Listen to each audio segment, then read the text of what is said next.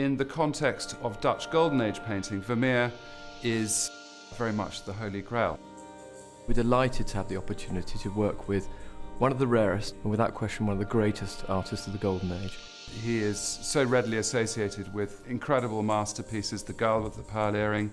These paintings are some of the most famous in the world. Saint Praxedis is the earliest known dated painting by Vermeer. There is, including this picture, an established oeuvre of only 37 paintings, only 2 of which remain in private hands.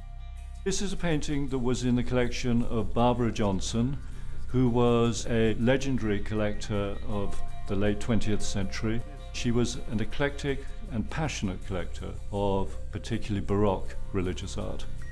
Saint Praxedis is derived directly from an Italian work by Felice Ficcarelli, Florentine painter, a painting that Vermeer could have seen or encountered in the art market in Holland. Holland was the crossroads of Europe, and it was the centre of an extremely busy art trade. And in fact, Vermeer's father was an art dealer himself. It should be emphasised that in 1653, a couple of years before he painted this work, Vermeer converted to the Catholic faith, and many scholars believe this painting is a deep statement of Vermeer's conviction.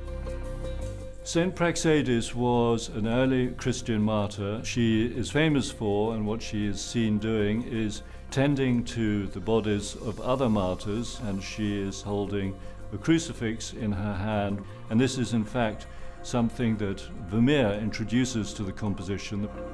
The picture first came to light in 1969 and has been the subject of long-standing discussion. At that time, the Vermeer signature was noticed for the first time. We have submitted the painting for re-examination, and conservators found no misgivings about the originality of the signature. It appears to be entirely integral to the paint surface. This picture has been extensively tested recently by the Rijksmuseum in Amsterdam. And very interestingly, the pigment analysis shows the lead white in particular used in this painting matches almost exactly the lead whites used in the Diana and her companions in the Mauritshuis.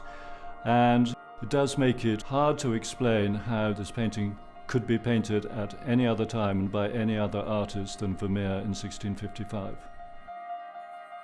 The painting has resounding echoes with some of Vermeer's later paintings. In particular, The Maid Asleep in the Metropolitan Museum, to which this picture has often been compared. When one looks at the two faces, one sees very clear similarities both in character and in execution. And rather like an artist like Jackson Pollock, all artists begin painting in a certain way and then develop into their mature style, and that is certainly the case with this picture. Here we have a picture which will be competed for by all the great collectors and museums when it comes up for sale here at Christie's in London. Vermeer holds an almost mythical position in Dutch art.